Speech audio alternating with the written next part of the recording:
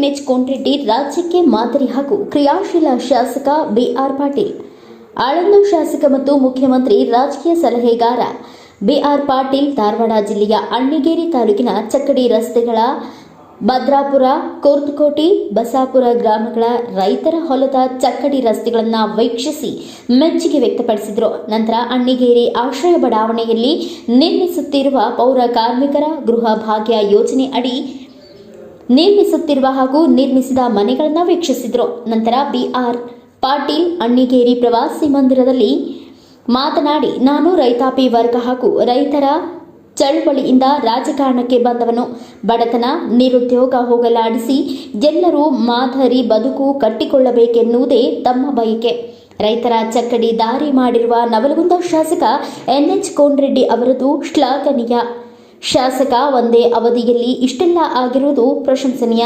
ನನ್ನ ಕ್ಷೇತ್ರದಲ್ಲಿ ಇದೇ ರೀತಿ ಅಭಿವೃದ್ಧಿ ಕಾರ್ಯಗಳು ಮಾಡಬೇಕೆಂಬುದು ನನ್ನ ಆಸೆಯಾಗಿದೆ ಎಂದರು. ಅಣ್ಣಿಗೇರಿ ಪುರಸಭೆ ಹಾಗೂ ರೈತರ ವತಿಯಿಂದ ಬಿಆರ್ ಪಾಟೀಲ್ ಶಾಸಕ ಎನ್ಎಚ್ ಕೋನರೆಡ್ಡಿ ಅವರನ್ನು ಸನ್ಮಾನಿಸಲಾಯಿತು. ತಾಲೂಕು ದಂಡಾಧಿಕಾರಿ ಮಂಜುನಾಥ ದಾಸಪ್ಪನವರ್, ಎಸ್ಎನ್ ಸಿದ್ದಾಪುರ್, ಯಶವಂತ ಕುಮಾರ್, ಸುಜಾತಾ ಕಾಳೆ, ರಿಷಿ ಸಾರಂಗಿ, ವೈಜಿ ಗದ್ದಿಗೌಡರ್, ಪುರಸಭೆ ಸದಸ್ಯರು, ಕಂದಾಯ ಪುರಸಭೆ ಸಿಬ್ಬಂದಿಗಳು ಮತ್ತಿತರರು ಉಪಸ್ಥಿತರಿದ್ದರು.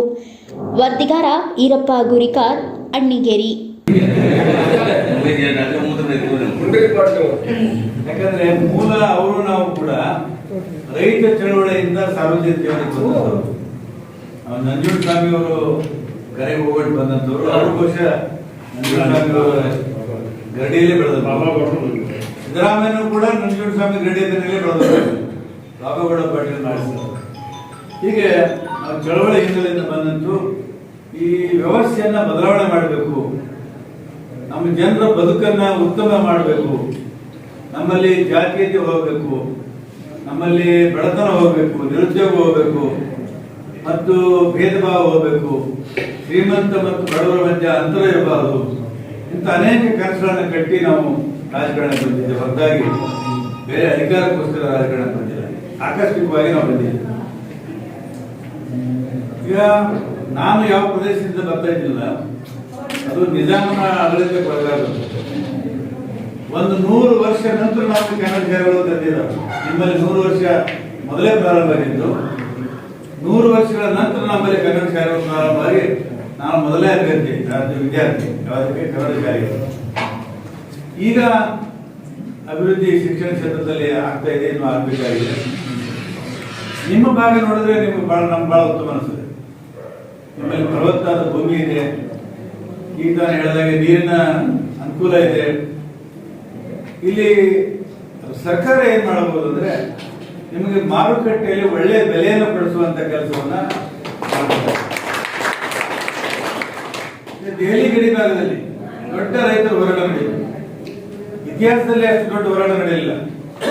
13 ತಿಂಗಳ ಕಾಲ ರೈತರು ಬೇಸಿಗೆ ಅನ್ನೋದೇ, ಚಳಿಗಾಲ ಅನ್ನೋದೇ, ಮಳೆಗಾಲ ಅನ್ನೋದೇ, ನಾನು 5-6 ಸಲ ಹೋಗಿ ಬಂದಿನಿ.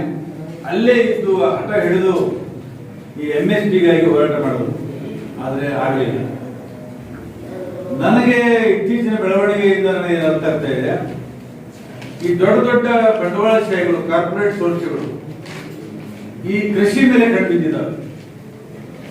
ಈ ಭೂಮಿಯನ್ನು ನಿಮ್ಮಿಂದ ಕಿತ್ಕೊಂಡು ನೀವು ಕೂಲಿಯಾಳುಗಳನ್ನು ಮಾಡಿ ಇಡೀ ಭೂಮಿಯನ್ನ ತಮ್ಮ ಜೊತೆಗೆ ಹತ್ರ ಇಟ್ಕೋಬೇಕನ್ನುವಂತ ಹುನ್ನಾರ ಬಹಳ ಸ್ಪಷ್ಟವಾಗಿ ನಡೀತಾ ಇದೆ.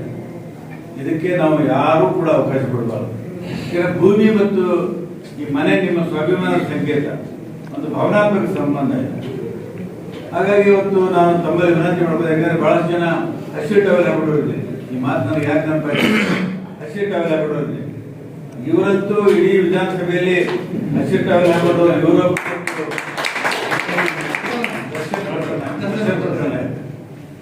ಈ ರೈತ ಚಳವಳಿ ಗಟ್ಟಿಯಾಗಿತ್ತು.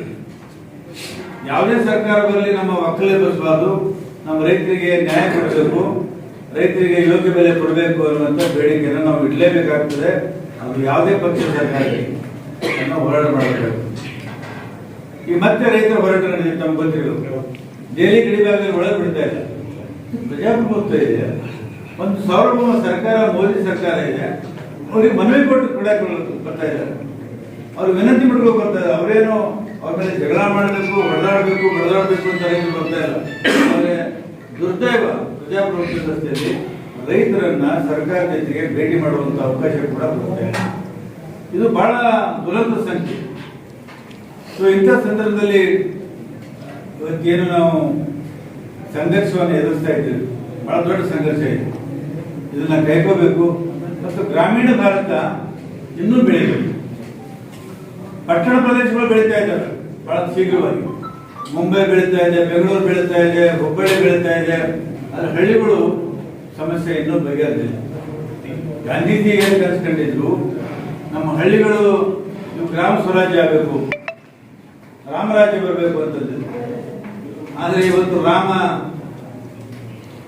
ಗಾಂಧೀಜಿ ಕಂಡಂತ ರಾಮನೇ ಬೇರೆನೆ, ಕಬೀರ್ ಕಂಡಂತ ರಾಮನೇ ಬೇರೆನೆ, ಮತ್ತು ಬೇರೆ ಬೇರೆ ಕಂಡಂತ ರಾಮನೇ ಬೇರೆ. ಈಗ ರಾಮನನ್ನ ರೂಪಿಸ್ತಾ ಇರೋದು ಬೇರೆನೆ.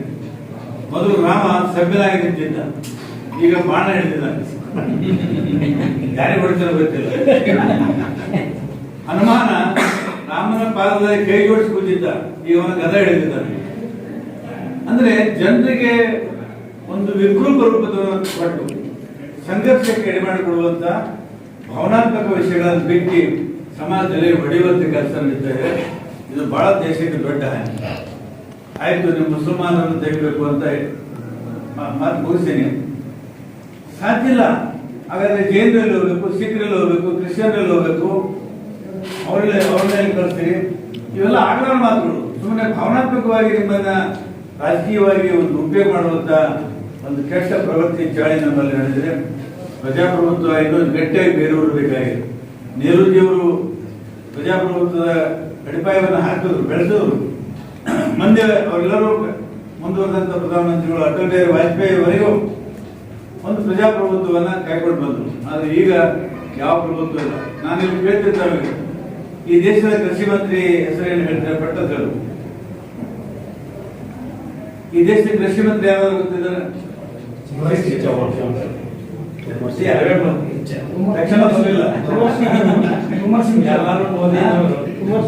ಈ ದೇಶದ ಶಿಕ್ಷಣ ಮಂತ್ರಿ ಯಾರಿದ್ದಾರೆ? ಮೋದಿ. ಸರ್ವಸ್ವ ಅವ್ರ ಜೊತೆಗೆ ಶಹಾ ಮೂರನೇ ಹೆಸರು ಯಾರಿಗೂ ಗೊತ್ತಿಲ್ಲ. ಏಕಚಕ್ರ. ಇದು ಬಹಳ ದೊಡ್ಡ ಅಪಾಯಕಾರಿ ವಿಷಯ.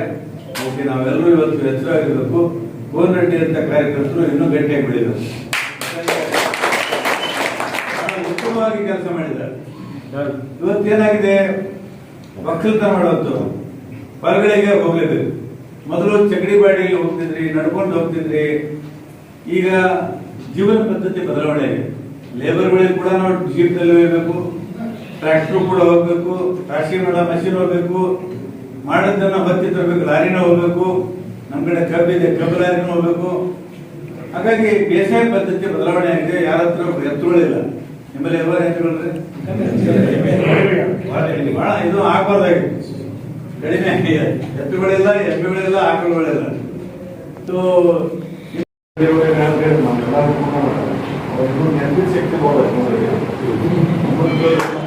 ಇನ್ನೂ ಸ್ವಲ್ಪ ಹೋಗುದು ನಾವು ಇನ್ನೂ ಹೆಚ್ಚಿನ ನಂಬಿಕೊಂಡಿರ್ಬೇಕು.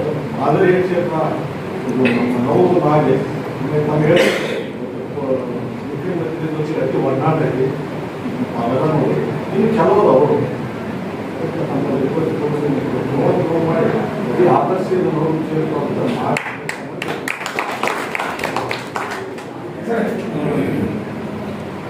ಮಾಡಿ ವಿಧಾನಸಭಾ ಕ್ಷೇತ್ರಕ್ಕೆ ನಾಯಕರು ಮುಖ್ಯಮಂತ್ರಿಗಳ ರಾಜಕೀಯ ಸಲಹೆಗಾರರು, ಮಳಲು ಕ್ಷೇತ್ರದ 5ನೇ ಬಾರಿ ಶಾಸಕರಾದವರು, ಹಿರಿಯರು ಮಾರ್ಗದರ್ಶಿಯಾದ ಸಾಮಾನ್ಯ VR ಪಡ್ತಾರೆ ಬಂದರು. ತಮ್ಮೆಲ್ಲ ರೈತರ ಪರವಾಗಿ ಅವರು ಸ್ವಾಗತ ಮಾಡೋದ್ರೊಂದಿಗೆ ಅವ್ರು ಬಂದಂಥ ಉದ್ದೇಶ ಏನಂದ್ರೆ ನಮ್ಮಲ್ಲಿ ನಿರ್ಮಾಣವಾದಂಥ ಚಕ್ರಿ ರಸ್ತೆಗಳನ್ನ, ಆಮೇಲೆ ನಾವು ಆಶ್ರಯ ಯೋಜನೆಯನ್ನ ಮನೆ ಕಟ್ಟತಕ್ಕಂಥ ಯೋಜನೆಯನ್ನ ನೋಡಿ ಬಹಳ ಸಂತೋಷವನ್ನು ಪಡ್ತಾರೆ. ಅದಕ್ಕೆ ನಾನು ಹೆಚ್ಚು ಮಾತಾಡ್ತಾನೆ. ನಾ ಹೇಳಿದೆ, ಸರ್ ಇಷ್ಟು ಎಲ್ಲ ರಸ್ತೆಗಳು ಆಗ್ಯಾವಂದ್ರೆ ಅದು ನನ್ನ ಕೆಲಸ ಅಲ್ಲ, ನಮ್ಮ ರೈತರು ಸಹಕಾರ ಮಾಡೋದು. ನಮ್ಮ ಕ್ಷೇತ್ರದ ರೈತರಿಗೆ ನಾವು ಎಷ್ಟು ಬರ್ತದಂತೆ ಹೇಳಿ ಕೂಡ ಕಡಿಮೆ ಅಂತ ಕೆಲಸವನ್ನ ಮಾಡಕ್ಕೆ ಬಹಳ ದೊಡ್ಡ ಶಕ್ತಿ ಕೊಟ್ಟರು ಅಂತ ಮಾತಾಡಿದೆ. ಒಂದೊಂದು ಚಕ್ರಿ ಕೆಲಸಗಳು ಹೈವೇ ಕಣ್ಣಾಗ ಕಾಣಕತ್ತಾವ. ಅದಕ್ಕೆ ಅವರು ಅಲ್ಲಿದ್ದ ಅಧಿಕಾರಿಗಳು ಕರ್ಕೊಂಡು ಬಂದಾರ ಎಲ್ಲೇ ಬೀದರ್ದಿಂದ ಅವ್ರ ಕ್ಷೇತ್ರಕ್ಕೆ ಇಂಪ್ಲಿಮೆಂಟ್ ಮಾಡಬೇಕು. ಅವ್ರು ಇನ್ನೂ ಒಂದು ಮಾತನ್ನು ಹೇಳಿದ್ರು, ಇಡೀ ರಾಜ್ಯಕ್ಕೆ ಇದು ಇಂಪ್ಲಿಮೆಂಟ್ ಆಗಬೇಕು ಸಲಹೆ ಕೊಟ್ಟರು. ಅದಕ್ಕೆ ನಮ್ಮ ಮಂಜು ಮಾಯವರು, ಗ್ಯಾರಂಟಿ ಸಮಿತಿ ಅಧ್ಯಕ್ಷರು, ಎ ಪಿ ಗುಡ್ಕಾರ್ ಅವರು, ಪುರಸಭೆ ಸದಸ್ಯರು ಮತ್ತು ನಮ್ಮ ಬಾಲದೇವಿ ಅವರು, ಹಿರಿಯರು ಮತ್ತು ಈಚೆ ಕಡೆ ಶಿವಣ್ಣ ಹುಬ್ಬಳ್ಳಿ ಅವರು, ಕುಂಸಲ್ ಅವರು ಮತ್ತು ಎ ವಿ ಶೆಟ್ಟರು, ದೇಸಾಯಿ ಅವರು, ಪ್ರಕಾಶ್ ಗೌಡರು ಮತ್ತು ನಮ್ಮ ಅನೇಕ ಸೌಕರ್ಯ ಉಗಾರ್ ಅವರು ಮತ್ತು ಹಂಗೆ ಎಲ್ಲ ಸಿದ್ದಾಪುರ ಹಿಂದೆ ಭಾಗದಲ್ಲಿ ಹಿಡ್ಕೊಂಡು ಭಾಗವಹಿಸಿದ ಎಲ್ಲ ಜನ ಅದ್ರಿ. ನಾನು ಒಬ್ಬರ ಹೆಸರು ಹೇಳಿದ್ರು ಒಬ್ಬರ ಹೆಸರು ಬಿಟ್ಟಾಗತ್ತೆ. ಅದಕ್ಕೆ ಎಲ್ಲರೂ ಕೂಡ ದೊಡ್ಡ ಸಹಕಾರ ಕೊಡ್ರಿ.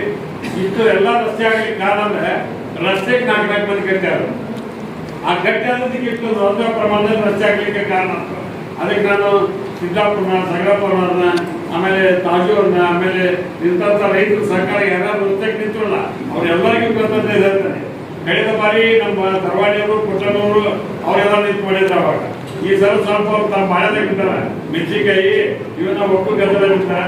ಇಲ್ಲಿ ಬಿರಣ್ಣವರಲ್ಲಿ ವಿಶೇಷವಾಗಿ ಯಾವ ಕ್ಷೇತ್ರದಲ್ಲಿ ಮಾಡ್ತಕ್ಕಂಥದ್ದು ಶಿವಾನ ಮಕ್ಕಳಿಗೆ ಫೋನ್ ಮಾಡ್ತಿದ್ದೆ. ಭಾಳ ಜನ ತಮ್ಗೆ ಹೆಂಗೆ ಕೆಲಸ ಮಾಡೋದ್ರೆ ಮನ್ಕೊಳ್ಳಾಗ ನಮ್ಮ ಸಿದ್ದರಾಮಯ್ಯ ಇರ್ತಾವ್ರಿ, ಈ ನಮ್ಮ ಚಾತು ಪಾಟೀಲ್ರು ಅವ್ರು ನೀವು ಹೆಂಗೆ ಕೆಲಸ ಮಾಡಿದ್ರೆ ನನಗೆ ಅನುಭವ ಇದೆ. ಅದಕ್ಕೆ ಮತ್ತೆ ಯಾರ ಹೆಸರು ನಾನು ತಗೊಂಡಿಲ್ಲ ಸಾಹೇಬ್ ಅವ್ರು ಮತ್ತೆ ಹೆಸರು ಅದಕ್ಕೆ ಎಲ್ಲರೂ ಕೂಡ ನಿಮ್ಗೆ ಸಹಕಾರ ಇದೆ. ಗುಲ್ಲಾನಾಗ ಫೋನ್ ಮಾಡೋರು ರಾತ್ರಿ ಇಲ್ಲ ಭಾಳ ಚಲೋ ರೋಡಾಗೈತ್ರಿ ಅಂತ. ಆಮೇಲೆ ಹಿಂಗೆ ಒಬ್ಬೊಬ್ಬರು ಗೃಹ ಫೋನ್ ಮಾಡೋಣ ಪ್ರಕಾಶ್ ಗೌಡ್ರು ಮಾಡಬೇಕ್ರಿ ಅನ್ನೋರು ಇವೆಲ್ಲ ಒಬ್ಬರಿಗೊಬ್ರು ಚರ್ಚೆ ಆಗಿದೆ. ಅದಕ್ಕೆ ನಾನು ಅಡೋದಕ್ಕೂ ಭಾಳ ಚೆನ್ನಾಗಿದೆ. ನಾವು ಕೊಡೋ ಮಟ್ಟ ರಸ್ತೆ ಎಲ್ಲರಿಗಿಂತ ಹೆಚ್ಚು ಅವಕಾಶಗಳಾಗಿದೆ.